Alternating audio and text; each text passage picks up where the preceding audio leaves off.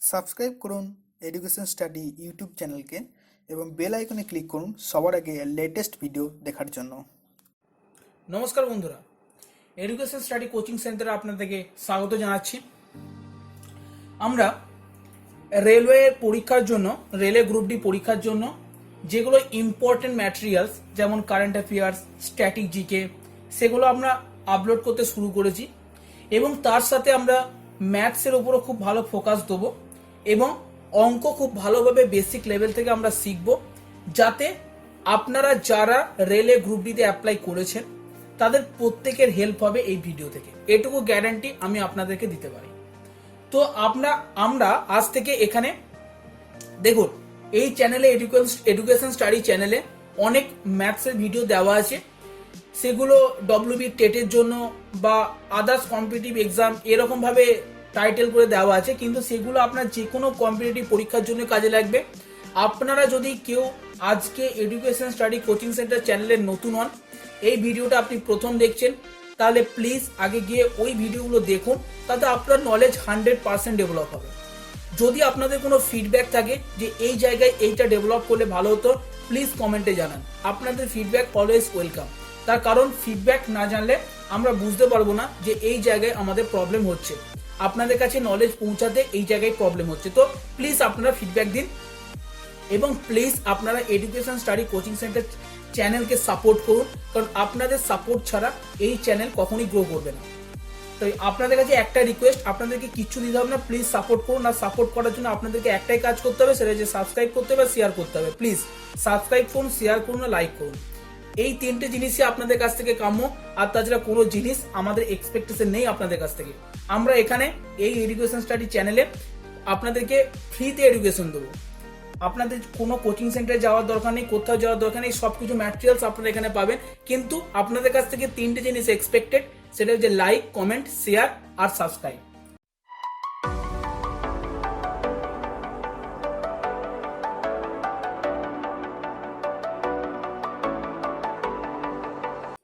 তো চলুন আজকে আমরা প্রফিট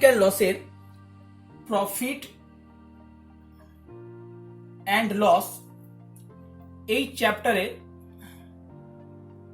প্রফিট অ্যান্ড লস চ্যাপ্টারে কিছু ইম্পর্টেন্ট ম্যাথস যেটা প্রিভিয়াস ইয়ারে রেলওয়ের গ্রুপ ডি পরীক্ষাতে জিজ্ঞাসা করা হয়েছিল, সেই কোশ্চেন নিয়ে আমরা আজকে এখানে প্র্যাকটিস করব। দেখুন, কেন আমি প্রিভিয়াস ইয়ারের কোশ্চেন পেপার এখানে নিয়ে এসেছি বা প্রিভিয়াস ইয়ারের কোশ্চেন পেপার ডিসকাশন করতে চাইছি, তার পেছনে একটা কারণ হচ্ছে, প্রিভিয়াস ইয়ারের কোশ্চেন পেপার প্র্যাকটিস করলে আপনাদের মনে কনফিডেন্স আসবে যে হ্যাঁ, এই অঙ্কটা তো আমি করতে পারবো, বা কি ধরনের কোশ্চেন প্যাটার্ন কিরকম হয়, কোশ্চেনের স্ট্যান্ডার্ড কিরকম হয় রেলে গ্রুপ ডিতে, সেটা সম্পর্কে আপনারা অবহিত হতে পারবেন। আপনারা জানতে পারবেন হ্যাঁ, এইগুলো করলে বা এরকম টাইপসের কোশ্চেন করলে আমাদের মোটামুটি একটা কনফিডেন্স লেভেল আসবে। তো সেই জন্য আজকে আমরা কালেক্ট করেছি রেলওয়ে গ্রুপ ডিতে। দেখুন, রেলওয়ের বিভিন্ন সেক্টরে পরীক্ষা হয়, অনেক জোন আছে রেলওয়ে, জানেন আপনারা, সেন্ট্রাল জোন, ইস্টার্ন জোন। তো আমরা বিভিন্ন জোনের কোশ্চেন তুলেছি। তো আজকে আমরা প্রফিট অ্যান্ড লসের ইম্পর্টেন্ট কোশ্চেন প্র্যাকটিস করবো এবং আপনাদের সেই কোশ্চেন সংক্রান্ত কনসেপ্ট ক্লিয়ার করাবো এবং 100% গ্যারান্টি আপনারা ক্লিয়ার করেই যাবেন আজকে এই education study coaching centre channel থেকে।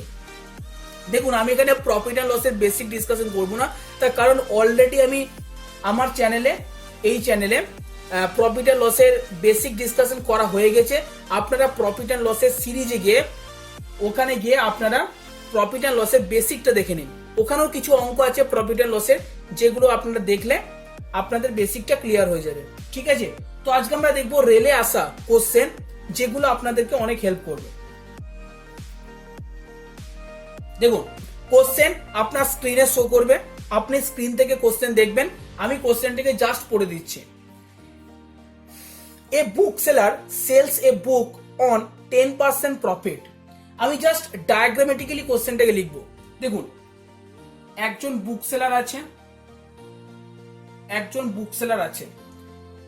বলছে book seller sells a book on 10% profit. এই বুক সেলার 10% প্রফিটে একটা বই বিক্রি করে, ঠিক আছে। If he purchase this book on 4% loss, বলছে যদি এই বুক সেলারটা ওই বইটা 4% লসে কিনতো এবং অ্যান্ড সেল 6 মোর 6 টাকা বেশি দামে বিক্রি করত, 6 টাকা বেশি দামে বিক্রি করত, তাহলে বলছে তার 18.3/4% প্রফিট হতো, 18.3/4% প্রফিট হতো। তো আপনার কাছ থেকে যেটা জানতে চেয়েছে সেটা যে find the cost price of the book, বইয়ের ক্রয় মূল্য কত, এটা আপনার কাছ থেকে জানতে চেয়েছে। দেখো অঙ্কটা ইংরেজিতে আমি পড়ে দিচ্ছি একবার। A book seller sells a book on 10% profit, একজন বুক বিক্রেতা, বই বিক্রেতা কোন বইকে 10% প্রফিটে বিক্রি করে।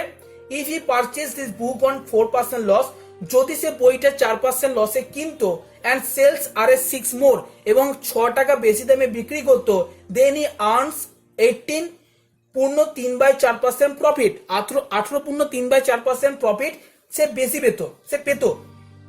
Find the cost price of the book, তাহলে বইটার ক্রয় মূল্য কত। ঠিক আছে, এইটা হচ্ছে আপনার কোশ্চেন যেটা আমি এখানে লিখে নিয়েছি। তো এবার আমরা দেখব এই কোশ্চেনটার সলিউশন আমরা কিভাবে করব। দেখুন, যারা আপনারা অঙ্কে খুব ভালো তাদের জন্য এই কোশ্চেনটা, দেখুন কোশ্চেনটা স্ট্যান্ডার্ড, যথেষ্ট স্ট্যান্ডার্ড কোশ্চেন, কিন্তু যারা অঙ্কে ভালো তারা কোশ্চেনটা আশা করি উত্তর করতে পারবেন। তাই তাদের জন্য আপনারা ভিডিওটাকে পজ করুন এবং আপনারা কোশ্চেনটাকে সলিউশন করুন এবং অ্যান্সারের সাথে ম্যাচ করুন। আর যারা শিখছেন, অর্থাৎ যাদের অঙ্কে প্রবলেম আছে, অঙ্কে কনফিউশন আছে, তাদেরকে আমি A to Z একদম বেসিক থেকে অ্যাডভান্স লেভেল পর্যন্ত বোঝাবো, যাতে তারা এই ভিডিও দেখার পর তাদের কোনো ডাউট এই ভিডিও সংক্রান্ত মনে থাকবে না, বা এই কোশ্চেনটা কোন জায়গায় কি হলো, কেন এটা হলো, একদমই প্রবলেম 1% প্রবলেমও আপনার থাকবে না। যদি আপনার 1% প্রবলেমও থাকে তাহলে আপনি কমেন্টের থ্রু দিয়ে আমাকে বলবেন যে স্যার এই জায়গাটায় আমি কোশ্চেনটার অ্যান্সারটা সলিউশন বুঝতে পারলাম না। তো দেখুন, আপনারা প্লিজ অ্যাটেনশন দিন, কনসেন্ট্রেশন দিন। ঠিক আছে, দেখুন প্রথম যে লাইনটা বলেছে, a book seller sells a book on 10% profit, 10% প্রফিটে একজন বুক সেলার ওই বইটাকে বিক্রি করছে। এর মানেটা কি?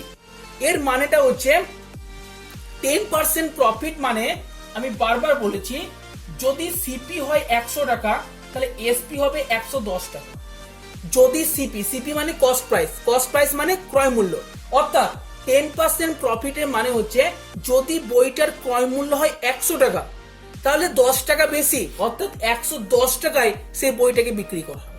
দেখুন, এই লাইনটা বুঝতে আপনাদের কারো কোনো জায়গায় প্রবলেম হবে বলে আমার মনে হয় না, যে 10% প্রফিট মানে যদি বইটার ক্রয় মূল্য হয় 100 টাকা তাহলে সে 10 টাকা বেশি দামে, অর্থাৎ 110 টাকায় বইটা বিক্রি করেছে। ঠিক আছে, এই লাইনটা একদম ক্লিয়ার আপনাদের সামনে। সেকেন্ড লাইন পড়ুন, if he purchase this book on 4% loss, বলছে যদি সে বইটা 4% লসে কিনে আনতো। দেখুন, এবার আমাকে বলুন 4% লসের মিনিংটা কি? 4% লসের মিনিং হচ্ছে যদি সিপি হয় 100 টাকা, যদি সিপি হয় 100 টাকা তাহলে এসপি হচ্ছে 96 টাকা। ক্লিয়ার? ভালো করে এই জায়গাটা বুঝবেন। 4% লসের মিনিং হচ্ছে যদি 100 টাকায় আপনি কোনো জিনিস কিনে আনেন তাহলে আপনি 96 টাকায় বিক্রি করেছেন, তার মানে আপনি 4 টাকা লস করেছেন। সেটাই হচ্ছে 4% লসের মিনিং।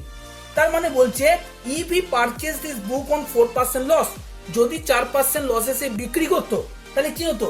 সিপি যদি 100 হয়, এসপি হচ্ছে 96 টাকা, অর্থাৎ ওই বুক সেলারটা অন্য কোনো ব্যক্তির কাছ থেকে 96 টাকায় বইটা কিনে এনেছে। ভালো করে কোশ্চেনটা বুঝুন, 96 টাকায় বইটা কিনে এনেছে। ক্লিয়ার? তার মানে হচ্ছে সে আগে বইটা কিনে আনছিল 100 টাকায়, এখন সে বইটা কিনে এনেছে 96 টাকায়। ক্লিয়ার?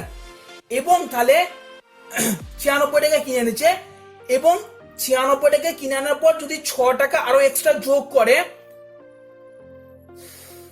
তাহলে তার 18.3/4% প্রফিট হয়। এই যে 6 টাকা না, এইটাকে আমি এখন সাইডে রাখলাম, এটাই এই অঙ্কটার মেন ম্যাজিক। এই যে 6 টাকা বেশি দাম, এইটাকে আমি এখন সাইডে রাখলাম। তাহলে আমি এখনো পর্যন্ত কি সিনিয়রিটি দেখলাম? আমি এই সিনিয়রিটি দেখলাম যে যদি 100 টাকা ক্রয় মূল্য হয়, বিক্রয় মূল্য 110 টাকা, আর যদি 4% লসে সে কিনে আনে তার মানে 100 টাকা ক্রয় মূল্য হলে বিক্রয় মূল্য হচ্ছে 96 টাকা। তার মানে হচ্ছে এই যে বুক সেলারটা এ কি করেছে, কোনো এক ব্যক্তির কাছ থেকে 4 টাকা অর্থাৎ 4% লসে, অর্থাৎ 96 টাকা কিনে এনেছে। ক্লিয়ার? তাহলে এখন বলুন, যদি আমি যখন বেসিক ভিডিও বলেছিলাম সেখানে বলেছিলাম দেখুন তাহলে 96 টাকা কি ওই বুক সেলারটা সিপি, তার কারণ 96 টাকাতে সে কিনে এনেছে এখন। ঠিক আছে, তাহলে আমি বলেছিলাম একটা ফর্মুলা আপনাদেরকে, আপনাদের মনে আছে কিনা জানি না, 100 plus x percentage of CP সমান হচ্ছে এসপি। আমি বলেছিলাম আপনাদের এই এক্সটা কি কত পার্সেন্টেজ প্রফিট সে করেছে। দেখুন যদি আপনারা এটা পূর্ণ ভাগে 18,072 আর 375, তাহলে 75/4%। ক্লিয়ার? তার মানে আমি লিখতে পারি 100 প্লাস 75/4% মানে গোটাটা 100 ইন্টু সিপি কত টাকা, সিপি এখন দেখুন 96 টাকা, তাহলে এখন এসপি কত হবে? আপনারা যদি এর ক্যালকুলেশন করেন তাহলে আপনারা ক্যালকুলেশন করে অ্যান্সার আসবে 114। যদি এর ক্যালকুলেশন করেন আপনারা আশা করি ক্যালকুলেশন করতে পারবেন, যদি ক্যালকুলেশন করেন তাহলে আসবে 114। তার মানে এসপি হচ্ছে 114 টাকা। তাহলে আমাকে বলুন, আগে এসপি কত ছিল? 110 টাকা, এখন এসপি কত এলো? 114 টাকা। কেন এসপির ডিফারেন্সটা কেন হয়ে গেল? তার কারণ তার ক্রয় মূল্যে পার্থক্য ঘটেছে। সে প্রথমে 100 টাকায় কিনে আনছিল, এখন সে 96 টাকায় কিনে নিচ্ছে। ঠিক আছে, তাহলে আমাকে বলুন এই যে ডিফারেন্সটা এসপি কত টাকা? 114 মাইনাস 110 অর্থাৎ 4 টাকা। ঠিক আছে, তাহলে এইবার একটা ছোট আমরা প্রক্রিয়া করব, সেটা হচ্ছে যখন ডিফারেন্স 4 টাকা, দেখুন এখানে দেখছেন তো 4 টাকা, তখন ক্রয় মূল্য কত? 100 টাকা, তখন ক্রয় মূল্য হচ্ছে 100 টাকা। তাহলে ডিফারেন্স যদি 1 টাকা হয় তাহলে ক্রয় মূল্য হবে 100/4 টাকা। কিন্তু দেখুন ওরা বলেছিল আপনাকে এই যে যদি বিক্রয় মূল্যের ডিফারেন্স 6 টাকা হয় তাহলে তখন ক্রয় মূল্য কত? তাহলে বলুন 6 টাকা হলে 100/4 ইন্টু 6, 2 3 6, 2 2 6, 2 50, তার মানে আপনার অ্যান্সার হবে 150। দেখুন অঙ্কের কনসেপ্টটা কিন্তু খুব ইম্পর্টেন্ট কনসেপ্ট একটা। ঠিক আছে, যদি আপনারা কোনো জায়গায় কনসেপ্টটা বুঝতে না পারেন তাহলে আমাকে কমেন্টের থ্রু দিয়ে বলবেন। তার কারণ এই কোশ্চেনটা বোঝা খুবই ইম্পর্টেন্ট, খুবই দরকার। যে একজন বুক সেলার 10% প্রফিটে একটা বই কিনে এনেছে, আমি সেখান থেকে সিপি আর এসপি বার করে নিলাম, তারপরে বার করে নিলাম 4% লসের মিনিং কি, 4% লসের মিনিং থেকেও আমরা এসপি আর সিপি মিনিং পেয়ে গেলাম। এরপর আমরা দেখলাম এই 6টাকে আমরা কন্ডিশন হিসেবে ইউজ করব, তাই একে আমরা প্রথমে কোনো হাত দিলাম না। তাই 4% লসে কিনে এনেছে, তার মানে তার ক্রয় মূল্য রিডিউস হয়েছে। এবার ক্রয় মূল্য রিডিউস হওয়া মানে সেটাকে আমরা এই 75/4 কে ইউজ করে এই ফর্মুলার সাথে ইউজ করে আমরা এসপি বার করে নিয়েছি, দিয়ে দুটো এসপির মধ্যে ডিফারেন্স দিয়ে নিয়েছি, দিয়ে লিখবো যখন ডিফারেন্স 4 টাকা তখন ক্রয় মূল্য 100 টাকা, ডিফারেন্স যদি 1 টাকা হয় ক্রয় মূল্য যে 100/4 টাকা, আর ডিফারেন্স যদি 6 টাকা হয় তাহলে ক্রয় মূল্য হবে 100/4 ইন্টু 6 মানে 150 টাকা। ক্লিয়ার? আশা করি আপনাদের ক্লিয়ার হয়েছে, যদি না ক্লিয়ার হয় কমেন্টের থ্রু দিয়ে বলবেন। ঠিক আছে, চলুন এই কোশ্চেনটা রেলওয়ে পরীক্ষায় এসেছিল, আমি লিখে দিচ্ছি এখানে। এই কোশ্চেনটা ছিল RRC railway recruitment group D Mumbai. এটা যে ডেটে পরীক্ষাটা হয়েছিল সেটা হচ্ছে আপনার 6/5/2012। আপনারা চাইলে বিভিন্ন জায়গা থেকে সোর্স থেকে দেখে নিতে পারেন এই কোশ্চেনটা এসেছিল কিনা। কোশ্চেনটা এসেছিল, ঠিক আছে, এই পরীক্ষার কোশ্চেন এটা। আশা করি ক্লিয়ার। চলুন সেকেন্ড কোশ্চেন দেখি।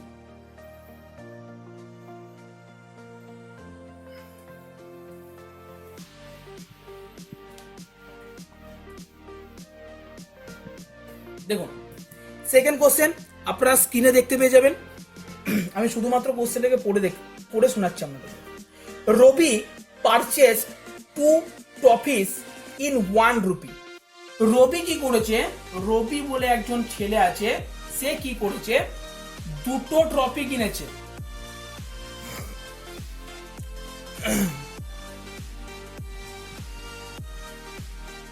দুটো টফি কিনেছে সে কত টাকায়?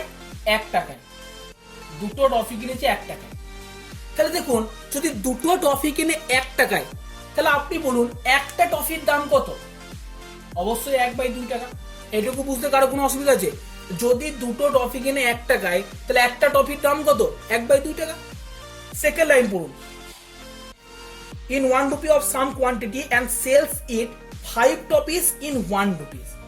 বলছে 5 toffees 1 রুপিতে সে বিক্রি করেছে, মানে দুটো টফি 1 টাকায় কিনেছে আর 1 টাকা বিক্রি করার সময় 1 টাকায় 5টা টফি বিক্রি করছে, ঠিক আছে? তাহলে এক্ষেত্রে একটা টপির দাম কত হবে? 1/5 টাকা। দেখুন এই কোশ্চেনটাকে ক্রস মাল্টিপ্লাই দিয়েও করতে পারতাম, বা আপনি এইভাবে করতে পারেন। দুটো টপি কিনেছে 1 টাকায়, তাহলে একটা টপির দাম কত? 1/2। 5টা টপি বিক্রি করেছে 1 টাকায়, তাহলে একটা টপি বিক্রি করবে 1/5 টাকায়। তাহলে এখন আপনার এইটা হয়ে গেল ক্রয় মূল্য, এটা হয়ে গেল বিক্রয় মূল্য, ঠিক আছে? এবার লস হয়েছে, লস হওয়া মানে কি হয়? লস হওয়া মানে অবভিয়াসলি আপনার ক্রয় মূল্য বেশি, ঠিক আছে? তার মানে আপনার কত পার্সেন্টেজ লস হয়েছে? লস হচ্ছে আপনার 1/2 minus 1/5 whole divide by loss সর্বদা হয় ক্রয় মূল্যের উপর, সো 1/2 ইন্টু 100%, ঠিক আছে? তো আপনি যদি ক্যালকুলেশন করেন তো আপনার অ্যান্সার আসবে 60%। আশা করি এই ক্যালকুলেশন আপনি করতে পারবেন, এর উত্তর আসবে 60%। তাহলে কোশ্চেনটা হলো কি? কোশ্চেনটা সিম্পল এটাই ছিল যে রবি দুটো টপি কিনেছে 1 টাকায় আর বিক্রি করার সময় সে কি করছে? 5টা টপি বিক্রি করছে 1 টাকায়। তাহলে আমি দুটো টপি কিনেছি যখন 1 টাকায়, তখন একটা টপির দাম বার করে নিয়েছি 1/2 টাকা, আর 5টা টপি যখন বিক্রি করছি 1 টাকায়, তখন একটা টপির দাম বার করে নিয়েছি 1/5 টাকায়। এবার এই দুটো টপি এইবার 1 টাকা একটা পেয়ে গেছি, সমতুল্য পেয়ে গেছি। এবার ক্রয় মূল্য মাইনাস বিক্রয় মূল্য বাই ক্রয় মূল্য ইন্টু 100%, অর্থাৎ আমরা এখান থেকে ইজিলি বার করে নিতে পারবো, ঠিক আছে? এটা হলো কোশ্চেন নাম্বার 2। আশা করি আপনারা বুঝতে পেরেছেন, না বুঝতে পারলে কমেন্টের থ্রুতে জানাবেন। এবার আমরা দেখবো কোশ্চেন নাম্বার 3। দেখুন এই কোশ্চেনটা এসেছিল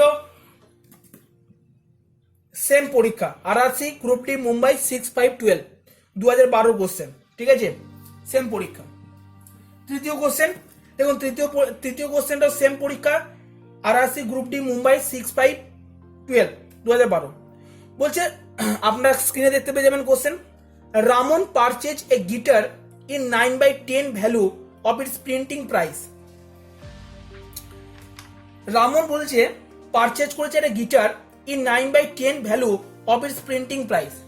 প্রিন্টিং প্রাইসের 9/10 ভ্যালুতে জিনিসটাকে কি করেছে? সে পারচেজ করে এনেছে, মানে কিনে এনেছে। আমি ধরলাম সাপোজ প্রিন্টিং প্রাইসটা হচ্ছে 100 টাকা। এখন প্রিন্টিং প্রাইস যদি 100 টাকা হয়, তাহলে সে পারচেজ করেছে, অর্থাৎ সিপি কত? 100 ইন্টু কত? 9/10। তার কারণ কি বলেছে? প্রিন্টিং প্রাইসের 9/10 অংশে সে জিনিসটাকে কিনে এনেছে, তাহলে সিপি হচ্ছে 100 ইন্টু 9/10, 10 10 100, তার মানে হচ্ছে 90। তাহলে জিনিসটার সিপি হয়ে গেল 90 টাকা। প্রিন্টিং প্রাইস কত? 100 টাকা, ঠিক আছে? পরের লাইন পড়ুন, and sells it 8% more than printing price। কিন্তু বলছে বিক্রি করার সময় কি করছে? 100 টাকার 8%, 100 টাকার 8% কত? 8 টাকা। অর্থাৎ বলছে যে বিক্রি করার সময় প্রিন্টিং প্রাইসের 8% বেশি দামে বিক্রি করছে। কারণ বিক্রি করছে সে কত? 108 টাকায় বিক্রি করছে। তার কারণ 100 8% 8 টাকা, অর্থাৎ 100 প্লাস 8 অর্থাৎ 108 টাকা সে বিক্রি করছে। তার কারণ এটাই আপনাকে কোশ্চেনে বলেছে যে প্রিন্টিং প্রাইসের 8% বেশি দামে সে বিক্রি করেছে। তাই প্রিন্টিং প্রাইস যদি 100 টাকা হয়, তাহলে তার সঙ্গে আর যদি 8% যোগ করি তো আমরা 108 টাকা। তাহলে এটা আপনার সিপি আর এটা আপনার এসপি। আপনার কাছ থেকে কি জানতে চেয়েছে? Find the profit percentage. Profit percentage কি করে পাবেন? এই দুটো গ্যাপ নেবেন। এই দুটো গ্যাপ কত? 18 ডিভাইড বাই সিপি 90 ইন্টু আপনার 100। 18 5 90, 5 2 10, তারপর আপনার অ্যান্সার হবে 20%, যেটা হবে অপশন নাম্বার ডি, ঠিক আছে? তো আশা করি বন্ধুরা আপনাদের ভালো লাগলো এই 3টে কোশ্চেন। আমি পরবর্তী লেকচারে আরো কোশ্চেন নিয়ে আপনাদের সামনে হাজির হব। যদি আপনাদের কোনো জায়গায় প্রবলেম থাকে কমেন্টের থ্রুতে জানাবেন। আর প্লিজ বন্ধুরা চ্যানেলকে সাপোর্ট করুন। আপনারা প্লিজ সাবস্ক্রাইব করুন, শেয়ার করুন, কমেন্ট করুন, ঠিক আছে? থ্যাংক ইউ বন্ধুরা।